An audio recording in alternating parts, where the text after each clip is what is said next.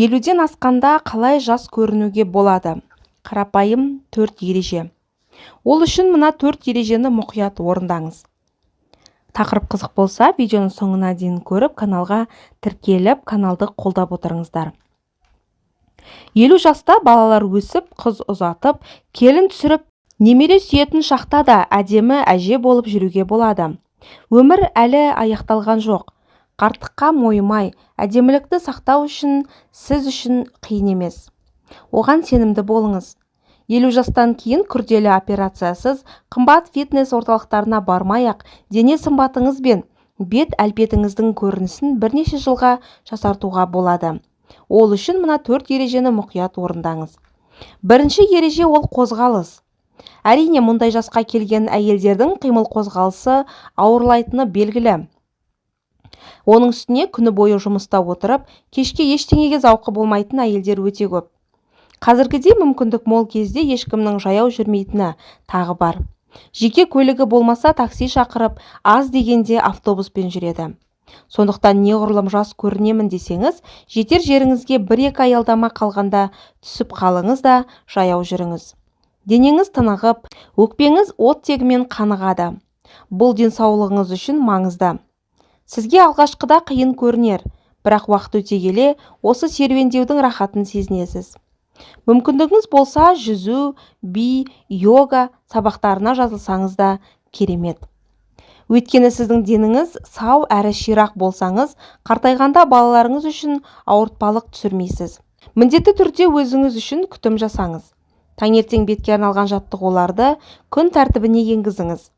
Бұл жаста бет пен мойын терісі салбырайтыны анық, ал бетке арналған жаттығулар мұны болдырмайды. Мысалы, жай ғана жымию, күлу де осы жаттығулардың қатарына енеді. Күн сайын айна алдында тұрып күлімдеңіз. Оны қаламауыңыз мүмкін. Өз басыңызда, отбасыңызда түрлі түйткілдер орын алып жатқанда қалай күлемін демеңіз.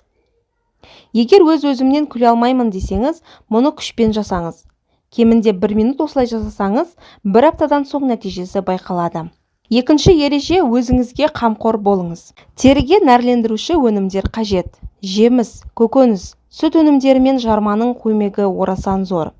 Олардан әртүрлі маскалар, скраб, крем жасауға болады. Теріңізге пилинг жасап, өлі жасушалардан арылтып отырыңыз.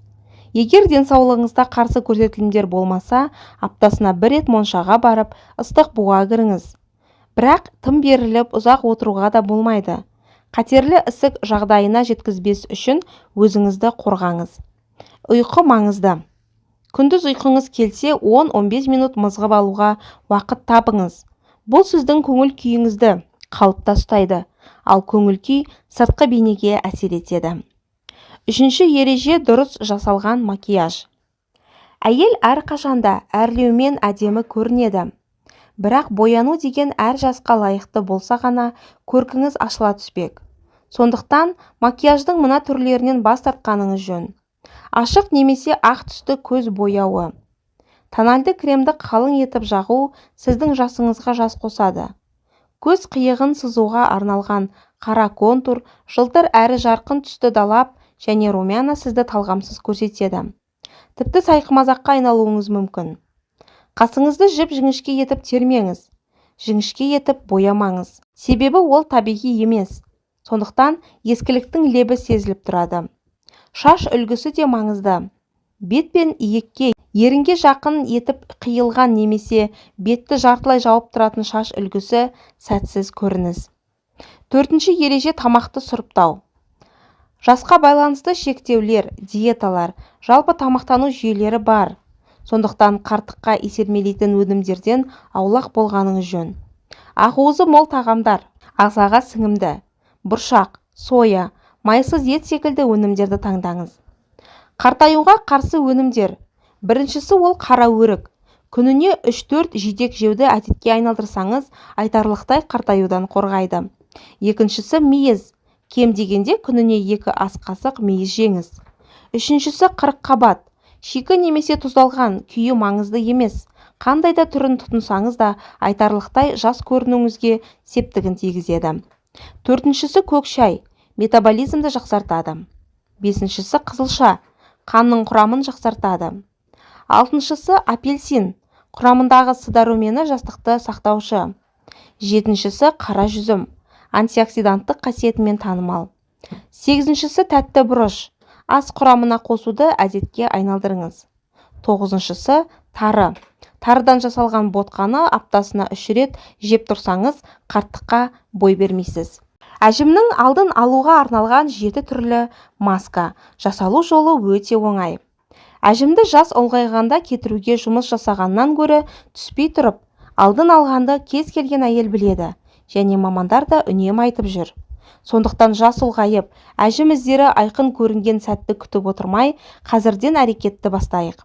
Қай кезде де әрекет жасау еш нәрсе жасамағаннан пайдалы. Үмітті сөндірмейік. Егер жасыңыз ұлғайып, әжімнің алғашқы іздері ауыз сала бастаса, онымен күресу ешқашан кеш емес. Өзіңізді қолға алыңыз. Ол үшін өте қарапайым, бірақ нәтижесі көз қуантатын 7 түрлі масканың жасалу жолдарын біліп, қолда барымен жиі маска жасап тұрсаңыз, жас қалпыңызды әжімсіз, серпімді және балғын теріні сақтай аласыз. Біріншісі сарыуыз және сарымай қосылған маска. Ең алдымен майсана немесе камфора майынан жарты шай қасық алып, жұмыртқаның сарыуызымен араластыру керек.